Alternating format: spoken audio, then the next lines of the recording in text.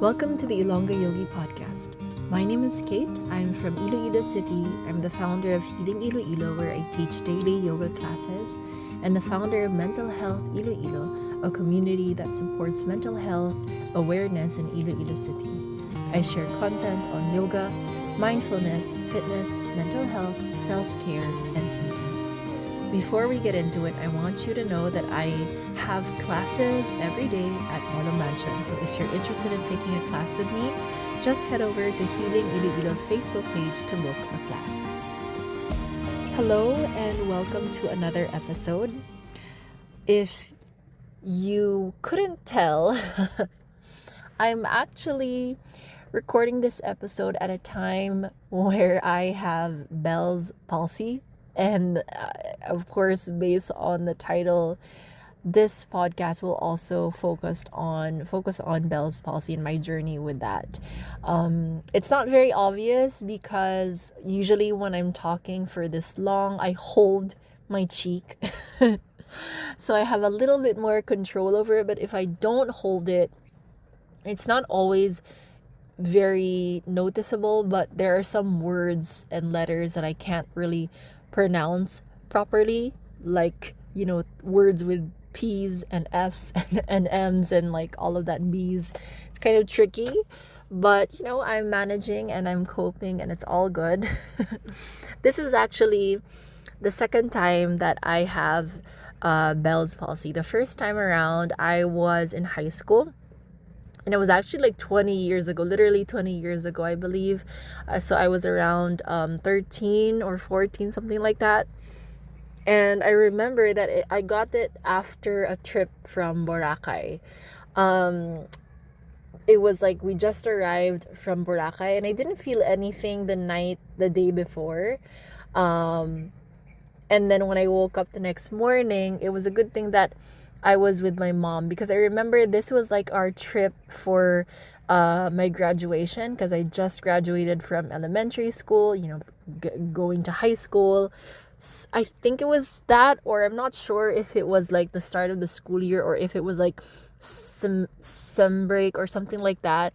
But basically, it was like my first year in high school. And it was a family trip that we all went to Boracay. And the day after when I woke up, I remember feeling weird on the left side of my face. And it was a good thing that my mom was around because she's a nurse. So I asked her about it. And for her, she knew immediately it was Bell's palsy. Because I don't think there's anything else besides a stroke that would cause your face to feel that way, to feel paralyzed, or for you to like lose control over one side of the face. So she knew right away that it was Bell's palsy. So when I was that young, we went to the doctor, and the doctor kind of it was a pediatrician at the time. They prescribed me nothing really, actually. It was just really more of eye drops because that was all that they can do. And so right after that, I started therapy sessions, which is very needed. And I think it's good that my mom was around because we were able to treat it like ASAP, like right away. I think just like the day after, we were able to go start my rehab sessions, my PT sessions. And so that's something that's very important when you have Bell's palsy. You have to treat it immediately, like within, they say 72 hours, but if you can do it like in less than 2 days, it's like much better. Because like for me, although I can't 100% remember my experience anymore back then, but like my experience now I know is kind of similar. But what I experienced this time around was like the first day, I still was able to control some parts of my face. So it just like happened gradually that I started to notice I was losing control over the left side of my face again. So it started around like my upper lip, like the corner of my upper lip. See, like there's words that I can't say anymore. And then I was still able to teach that day. Like I still taught that morning, but it was starting to get harder and harder to speak. And then I remember right after my class, I still hung out with friends because we scheduled that already. So, I still got to spend time with them, but I definitely like felt it all the more when I was with them, that I really could not smile anymore. It was kind of harder to smile. And then right after that, I went to the ER, and it was good that I did, because if I didn't, I probably would have not like been able to take it seriously right away, like again, address it immediately. So it helped to go to the ER, but it kind of took a while. Of course, while we were at the ER, it was kind of frustrating a little bit because they were trying to rule out, of course, mild stroke, because now at my age, it's kind of more possible than it was when I was 13.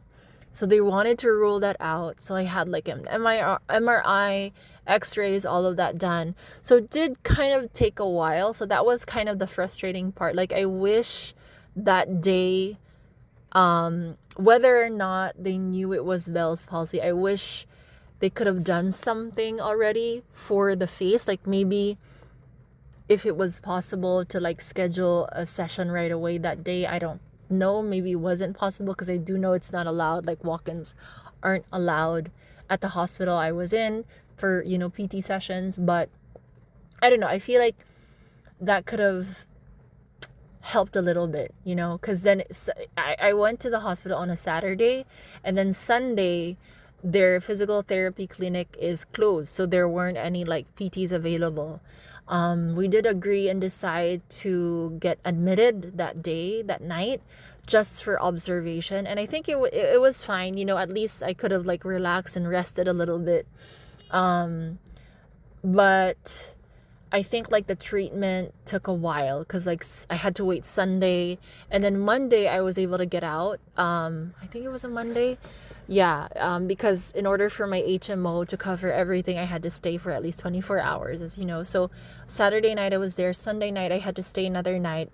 So Monday afternoon was when I was finally able to get out of the hospital. And by that time, Monday morning, it was good. Like the PT doctor was able to come in and really check on me, and so she diagnosed it as Bell's palsy, because all my other results, MRI, x-rays, were clear, which is good. All my other tests, lab works were all cleared as well. Very good. So it was pretty clear that it was Bell's palsy. But so on Monday, which is still not bad, I mean, it's still within like the 3 days. So I was there Saturday, Sunday, and then Monday I was able to get my first PT session. So that was good.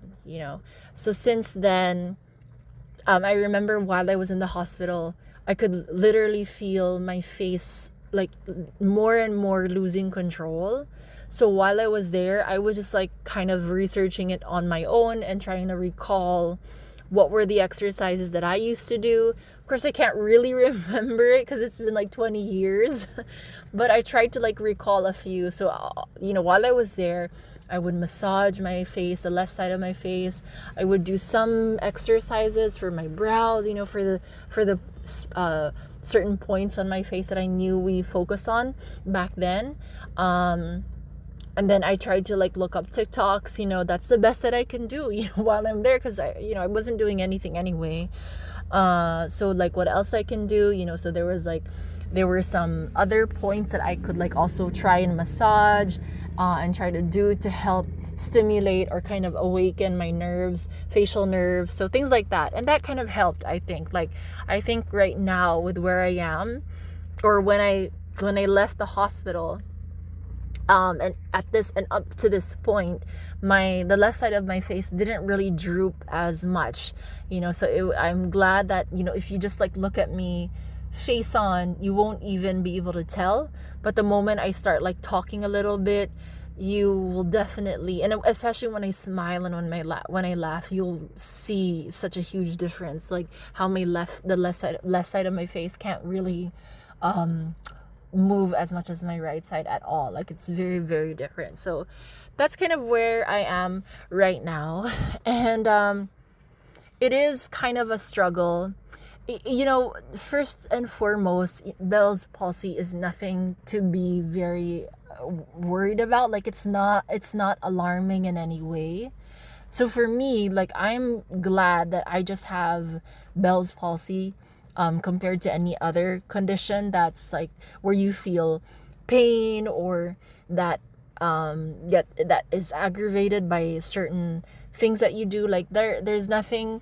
I can still function as my normal self. I can still teach, I can still talk, I can still do everything basically, but it's just more of being a little more mindful now, because if I look at where I was back then when I first got it and where I am now, maybe there were and there are some similarities, but what I can say for sure is that I feel like there was some sort of like emotional stress and anxiety, and a transition that I was dealing with, that most likely in a way triggered that to happen. And that's the only thing I can think of, because typically you should, it's a viral infection, so you should get sick before getting it most of the time. But I didn't. Like, last time I also didn't get sick, and this time I also didn't get sick beforehand, like no fever whatsoever. The other cause that most doctors and and everyone kind of mentions is if you had like the fan directly on your face, and I think that might have happened, like, especially back then when I first got it, on the way home, maybe from Boracay, while we were in the van. Probably I had the AC like directly on my face. Of course, I can't remember that. I remember when I woke up the next day, back when I first got it, we did have an electric fan, but I don't think it was like directly on my face. Like, I think it was moving, so I'm not sure. But we did come from the beach, so I don't know if I got it there, like probably from the pool or something. I don't know. I don't know how it works. And then this time around, possibly yes, because of a fan. I mean, it's been really hot lately. So there are times when I would have the fan just directly on me because I sweat like crazy. So I like desperately need it on me, on my body. And then there are times, and when we sleep, me and my partner, when we sleep, we do have the fan directly like on us. So I think that might be a reason, but we've had that for like a year or 2 years almost, that's how we sleep. So I don't know why it just like happened now. But if I looked at like where I am, where my stress levels are, possibly it could be because of that. It has been a very, very, very hectic year for me, and there's been a lot going on, just personally and professionally, and just like a lot of things that I've been dealing with. It's been happening all at once. I've been definitely going really fast. But but I feel like even though things have been hectic, I've made efforts to remain as grounded as I can be. But I guess, maybe I needed to slow down even more, like way more, maybe, and that's kind of where I'm at right now. I feel like when this happened, because you can never really pinpoint what's the cause of Bell's palsy. It's more of like an opportunity for me to assess, because this time of my life, in order for me to recover faster, I have to avoid stress, or at least like manage my stress a lot more than I did, before this all happened. I have to be extra mindful now with the things I do every day. I have to rest more and really like allow space for that, so that I don't deal with anxiety every single day, because that's kind of where I have been for a while. And it's definitely an opportunity for me to look at what's going on in my life, what's going on with me internally, what are some things that I can adjust and change? What are some things that have been neglected? And that's kind of the main focus of my journey with Bell's palsy, honestly. It's really looking at my mental, emotional, and even like spiritual state, where I am physically as well. Because I do believe that there's been like a lot of things that I have probably overlooked, ignored, that I have forgotten about, possibly because I've been so focused on all my obligations, on work, on tasks, on all these different things. I feel like there's a lot of suppressed emotions as well, all of that stuff. And to me, that's kind of where I'm really focusing on, because again, you can't really pinpoint like where did this come from, what caused it. And it's kind of ironic that a lot of the conditions I have are kind of along those lines. It's kind of foggy where it came from. You can't really say exactly, except just like possibly it's been chronic stress, possibly your immune system's just down, it's your lifestyle. And even though like I take all these efforts of like self-care, there's a lot that is also forgotten about. Like, you can easily just say, yeah, I'm on my self-care journey, my self-care era, but there's a deeper layer to that possibly causes all of these, chronic illnesses and conditions that I have, having endometriosis, having Bell's palsy, and having these two also always affect the left side of my body. To me, that's not a coincidence. That's something that is really like it's trying to get my attention. Like, you have to focus on this side of you. And so I wanted to go through that. That's kind of what I'll be talking about for this episode, what this condition means to me in a spiritual level, in an emotional level, in a much deeper level than just like the medical and the physical aspects of it, So, of course, my best friend has been ChatGPT. And literally while I was like in the hospital, I would like look up what does, I would just read up on Bell's palsy and then use ChatGPT as well, because it's really helpful, especially when I ask questions that kind of focus more on the spiritual symbolism of it, the psychosomatic perspectives of getting Bell's palsy instead of just like the medical and the physical aspect of it. So it's been actually really helpful. And like I'll go through the list that I have here, and kind of share how it also aligns with what's going on in my life. And maybe this is something that you'll definitely be able to use these points as well to also assess like what's going on in your life. What are some things that you can change? What are some things that you can adjust?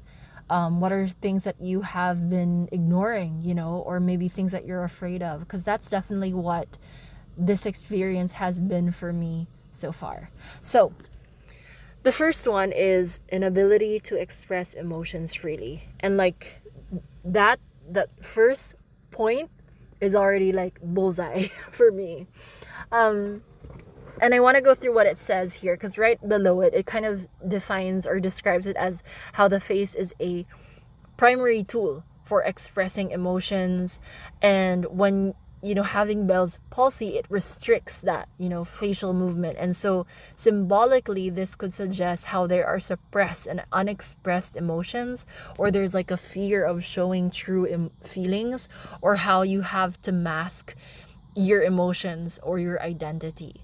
And that's been kind of, just like, oh, that's a lot to take in even now as I read that, because I know like that's where I have been recently, right before, like days and weeks before I got Bell's palsy. I really did feel like there was a lot of suppressed emotions, unexpressed emotions, and how I always had to keep this facade that like I'm okay, you know. And that's okay in some instances. For like example, when I teach a class, of course I'm not gonna come in like crying and breaking down. But so I understand how I have to do that in some instances, right? You have to show up and just show up as your best self, even though you might be going through something. But it's more of the suppressing of certain feelings and emotions and not being able to say it out loud and express it out loud. I think that's the one that gets me the most, and how there's like a fear of showing these emotions as well. I'm gonna be honest, of course, there's a lot of things that I've been dealing with. For example, of course, just dealing with other people sometimes, especially when you feel like you're giving your 100% and it's not being like reciprocated, or you hope that they'll give the same effort as you, but it's not quite there. For some reason, right before I had my Bell's palsy, that really like affected me. That really like affected me personally. And so I felt like I had to step up even more just to make up for other people's like lack, or yeah, or not being capable of giving the same amount that I'm giving. So that's kind of where I was during that time. Another thing is that when it comes to family and like marriage and all of that. So family separate from marriage, I'm not referring to them under the same category. But like, of course, as you know, I have a lot of like baggage with family, and of course, as I'm still a newly married wife, and new to this whole experience. Like even my experience with marriage, like let's say in terms of my parents, I don't even have that as an example at all, because my parents, my mom and my dad, they were divorced while I was really, really young. So I never grew up seeing like what a married couple looks like, what are their dynamics, how do they interact, how do they solve problems. Like that never was something that I saw or learned from. Not until I was like in college, when I started to live with my cousins, because I went to college in Manila, and then that's the only time that I saw what it's like to have like a married couple in the same household, and how they deal with each other, how they deal with things. In high school, kind of a little bit, I did live with another tita and another tito, but I guess I wasn't like fully aware yet, and it's kind of different, I guess, when you are not really the child of that couple, because you're kind of detached a little bit from it, so I never like really experienced what it's like to be one family unit, and then like have these certain things discussed amongst each other. How do you deal with problems together? Like that's number one. So I only know from what I would hear or see online, or like on media, all of that kind of stuff from other people. So my impression was that I should never share the things that are going on in my marriage with anyone else. I should never share the things that are going on with my family with anyone else either. So I think that because of that, there has been like a lot of suppressed emotions and feelings, and of course, it's not always gonna be smooth sailing with your partner. That's something that I'm learning now that I'm married, and realizing it's not always gonna be smooth seas, So there will be a lot of things and challenges that come up. That's normal. That's part of a marriage, and it's always gonna be it's gonna be hard, It's hard work, yeah, but it's all worth it. It's all worth it in the end. And even like with my family as well, having what happened to us happened definitely changed so much, in how I see them, how I interact with them, how I deal with them, how I deal with my mom, and now that I'm married, it's very different. There has to be like strict boundaries and all. So there are a lot of things that I guess I didn't know back then. How do I express these? How do I express everything that I'm feeling, or how do I express these emotions now that I'm married, and there are just certain things that you cannot really talk about. So it really helped, when I was able to sit down with another friend of mine.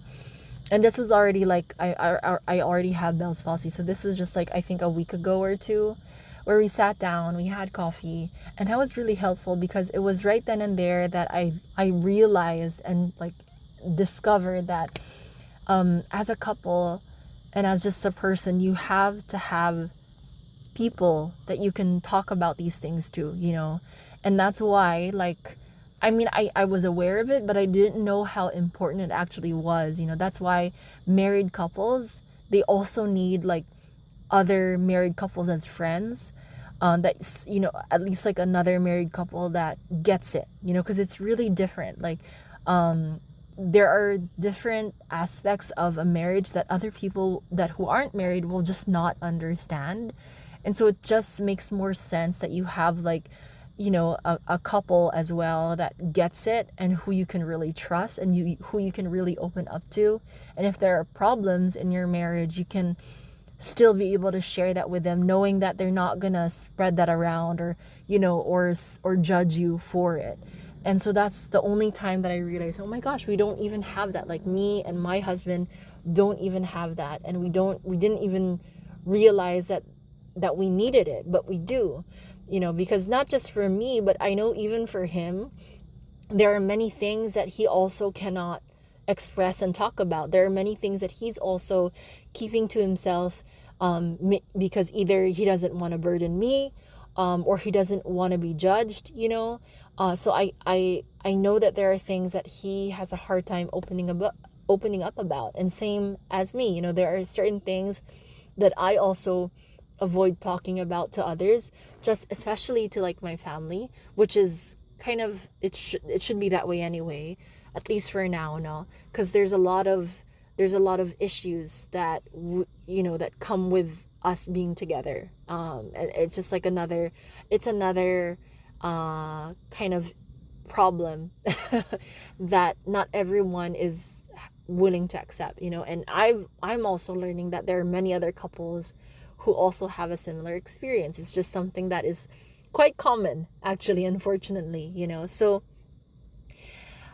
there have been a lot of things that I have been keeping to myself, and I've realized how important it is to open up to like a specific number of people who you can trust. And it's not healthy at all to suppress all of those feelings, all those emotions. It's not healthy to keep it to yourself.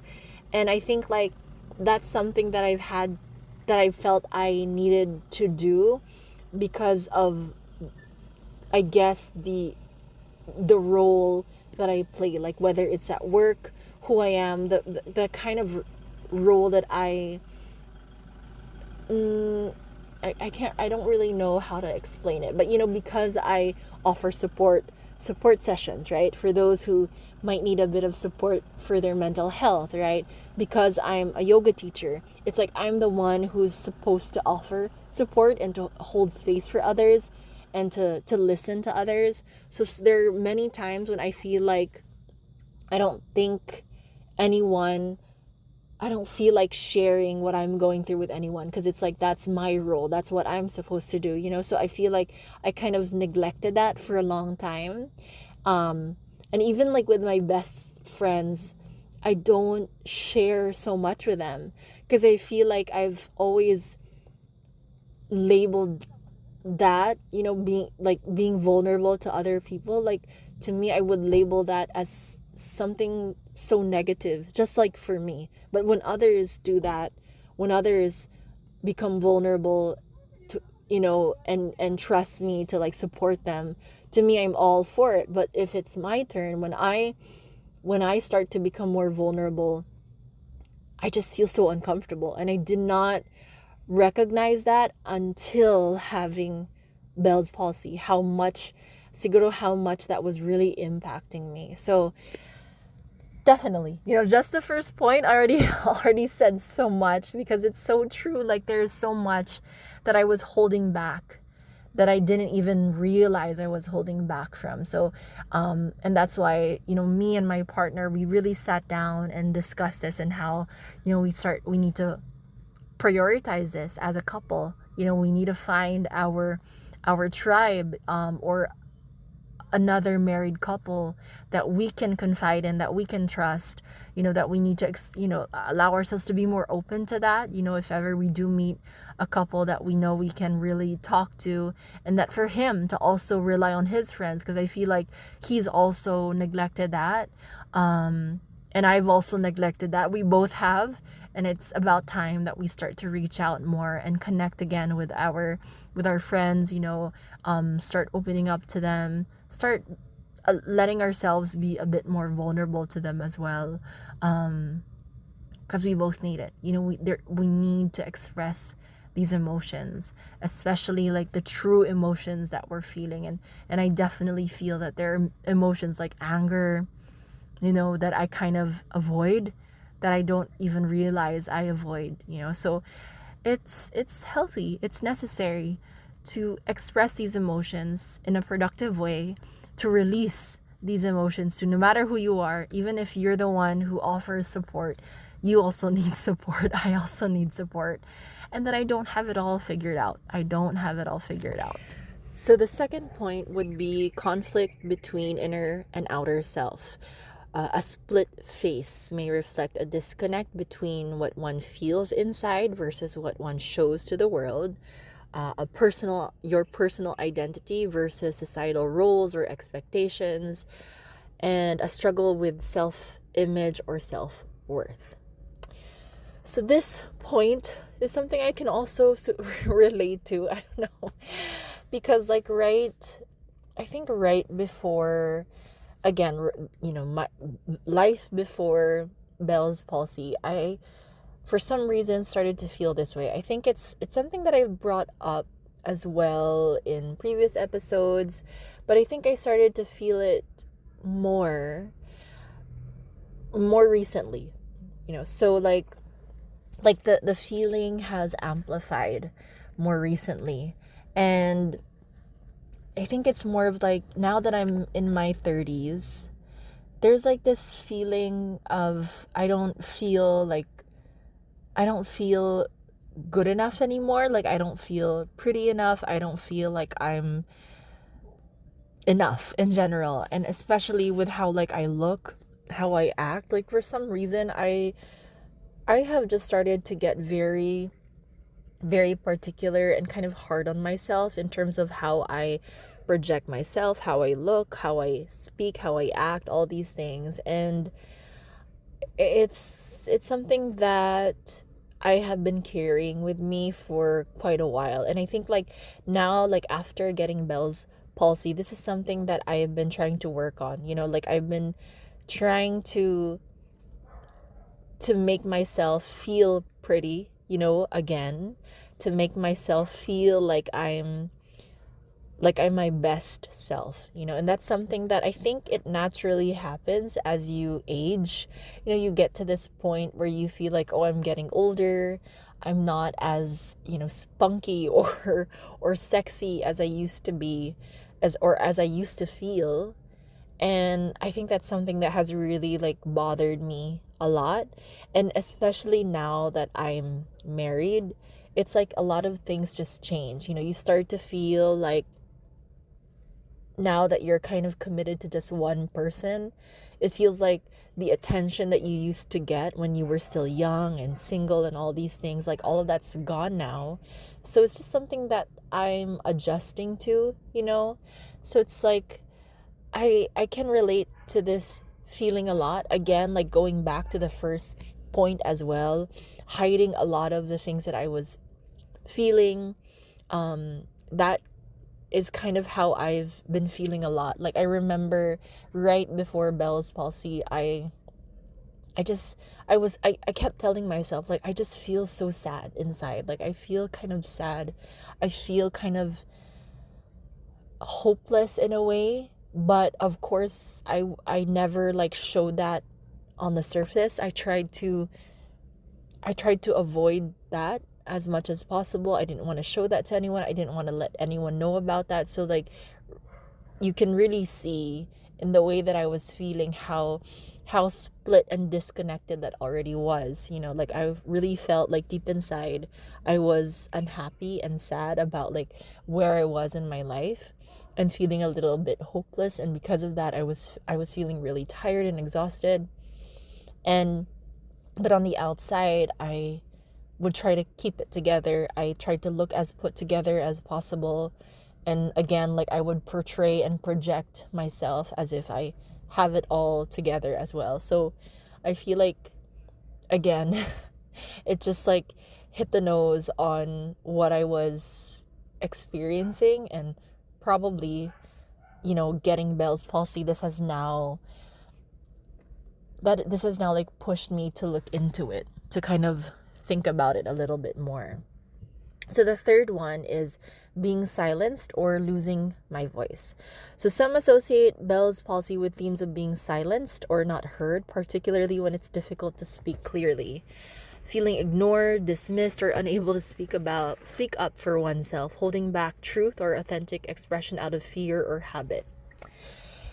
So these are like, this one is something that I also have. I need like time to really digest it and really see where in my life is this happening, because I know that it's something that I've been dealing with for a while now. Like, I've always kept so much to myself. Again, just like kind of repeating everything that I brought up in the second and the first point. I'm just not the type of person who says everything. Like, I keep it to myself.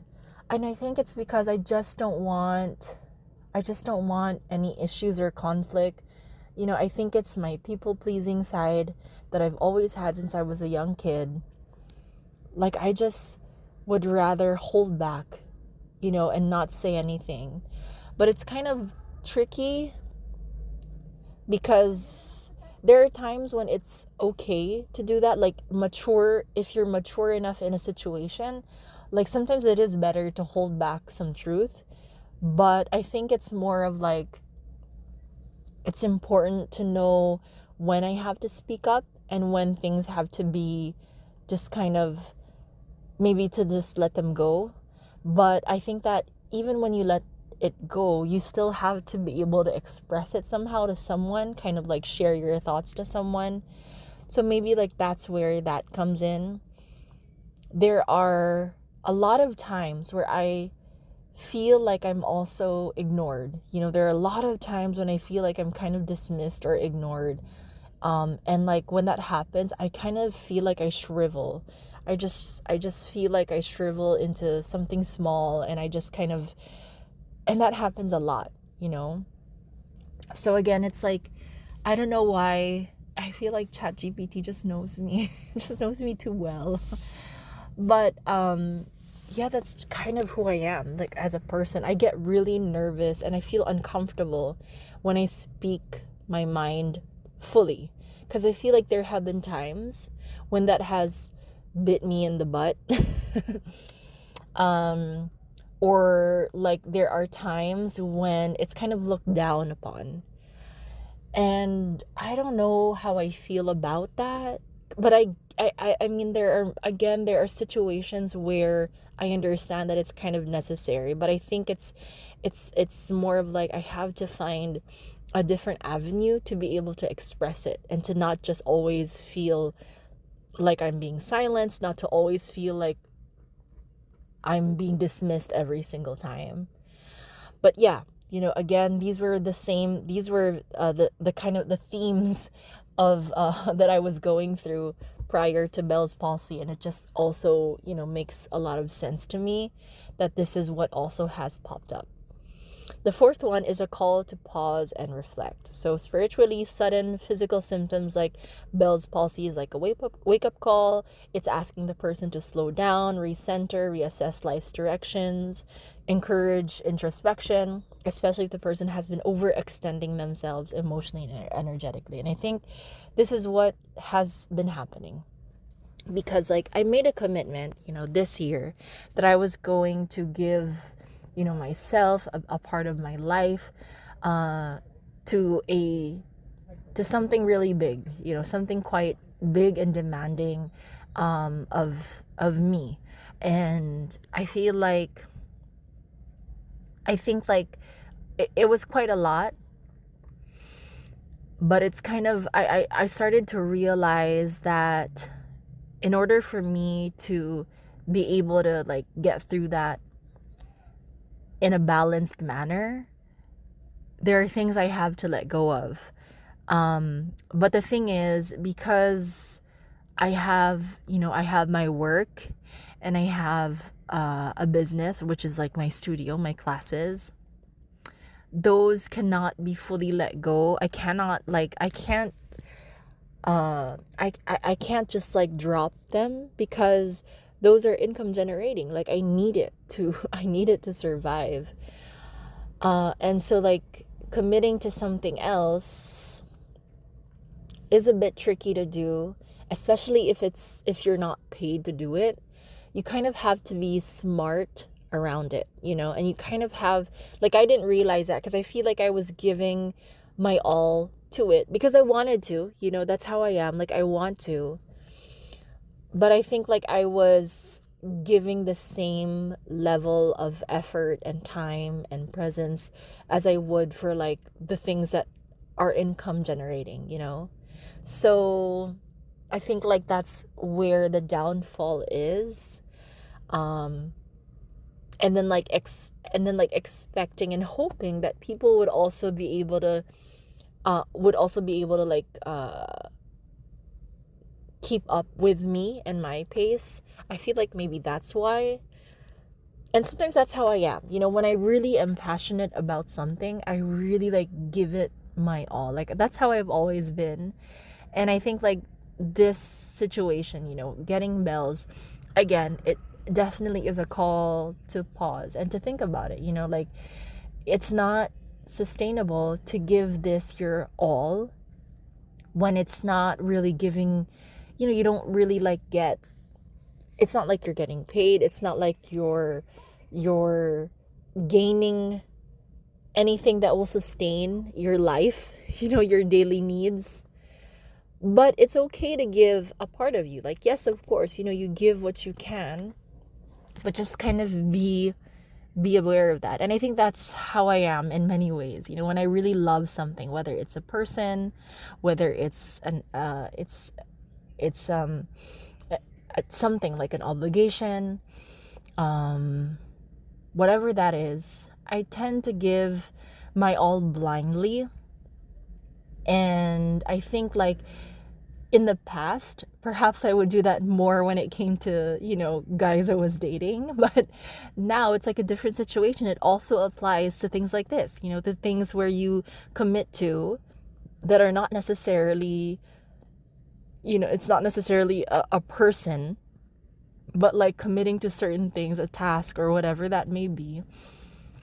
You also have to be mindful about it. You have to be smart about it, and to not just go in blindly, but instead to really think of, finding balance and letting go what you can no longer deal with. Like if it's too much on your plate, just like letting that go.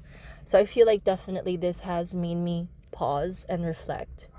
And ever since like I stepped away from this, I realized that things can still continue, like things will still survive even without me. And I think that's what matters the most. It's not like there has to be like a sense of detachment, and that's something that I have picked up from my meditation practice, from yoga practice. And so like I feel like this was a very much needed reminder, that you have to detach from these things.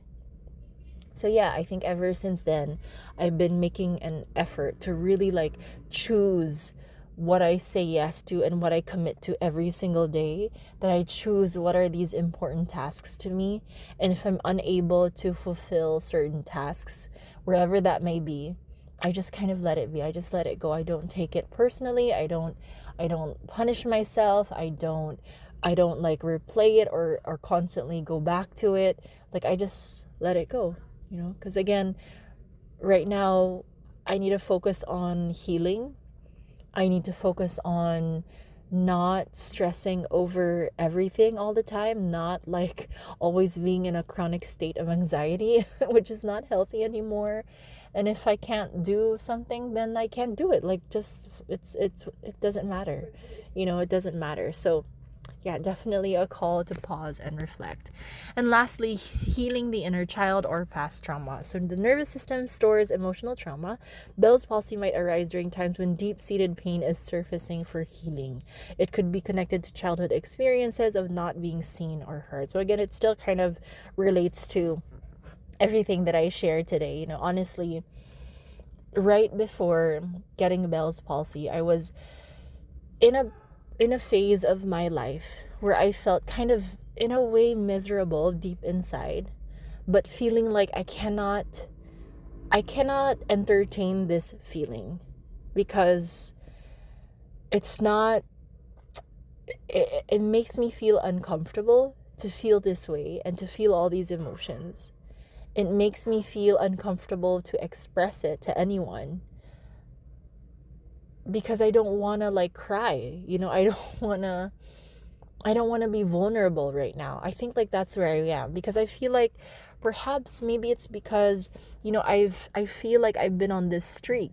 As you know, like last year, I stopped taking my antidepressants or my medication, and I really like feel like I've been doing so well. Like when I was on my meds, that really turned my life around, and it was kind of like I'm so thankful for that. And like since then, I've been trying to maybe like in the back of my mind or deep inside without realizing unconsciously, I've been like trying to stay on this streak of being able to just like get by, show up every day, like get up, work, do my thing, and then like keep going. So I feel like every time there's like a moment where I lag a little bit, where I feel lazy, where I feel down, I think like deep inside it just makes me really nervous. It makes me really anxious because there's this fear that what if I sink back? What if this pulls me back into a place that is going to be very hard to pull myself out of again, and I don't want to have to depend or rely on my husband or my partner to like save me in a way. Like I don't want to have to deal with that. I don't want to have to like not feel like I'm capable of showing up for my classes. Like I have to show up for this, I have to be there, I have to show up, I have to do this, I have to do that. Like all throughout this year, that's all that I've been thinking of. Like I have to.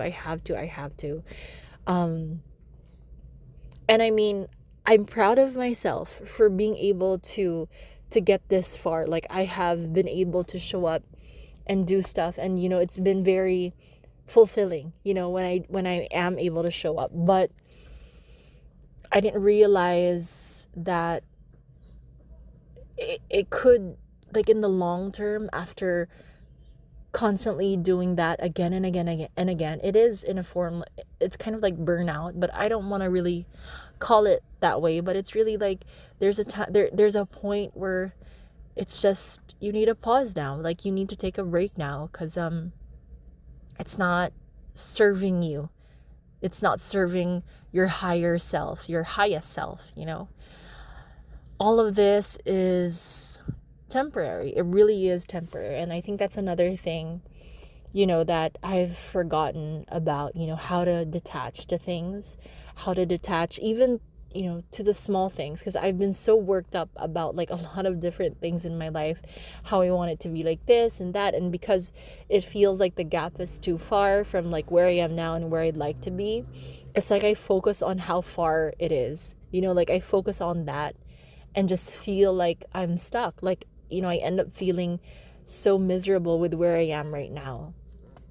And I have to remind myself that everything, the house that I'm staying in right now, this is all temporary. Things will change.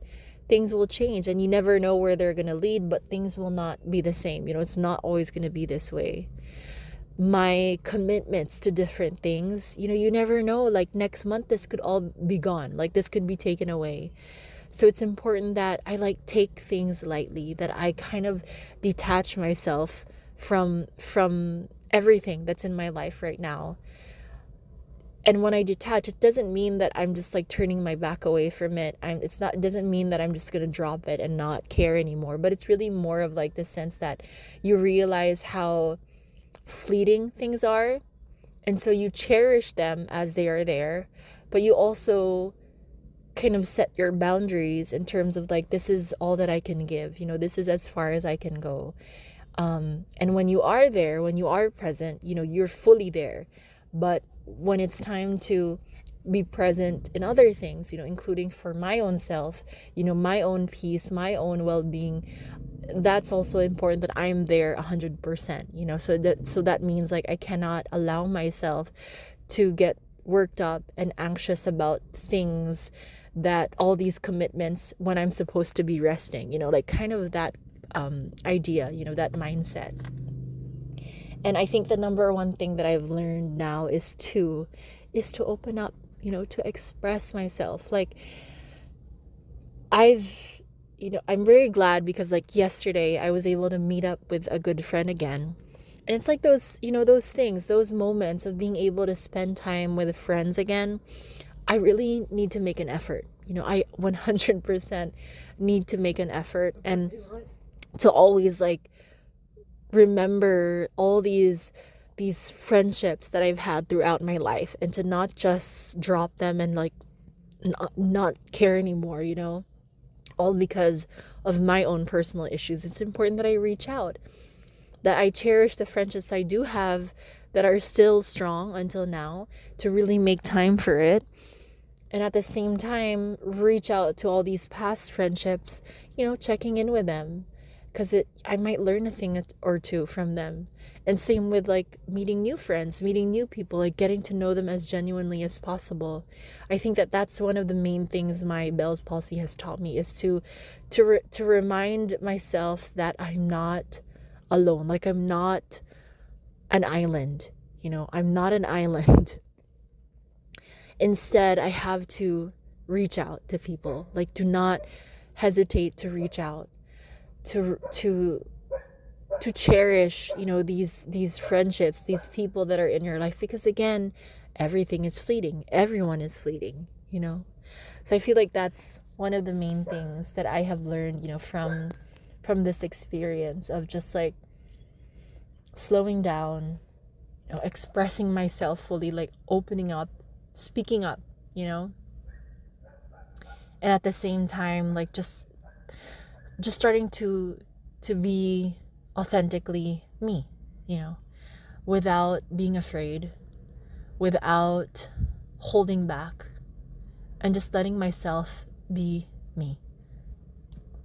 And this experience right now with my Bell's Palsy, there are days when I'm kind of frustrated. I really am, because it's it's taking so long. I wish I could wake up tomorrow and it's so much better, but I feel of course there's a reason why it's meant to take this long. It really is teaching me patience. It's really teaching me the art of slowing down, really slowing down, and what that means, and the art of really pausing and and detaching myself from everything, surrendering, instead of trying to control everything, trying to do this, feeling I have to do this, I have to do that, because I don't have to do any of that, So this is kind of where I am in my journey right now, and I want to end this episode by just sharing some affirmations with you that I've also found comfort in. I give myself permission to express my true emotions. I release the need to hold back my voice. It is safe for me to be seen and heard. So thank you so much for listening to this episode, for being here with me, for spending time here with me today. I really appreciate you, and I hope that you take something home with you. You take one of these lessons with you and let that guide you on your way. I honor your presence, and I hope that you can share this with your friends, with your loved ones. Follow this podcast to stay updated on the next episode, and I will see you on the next one.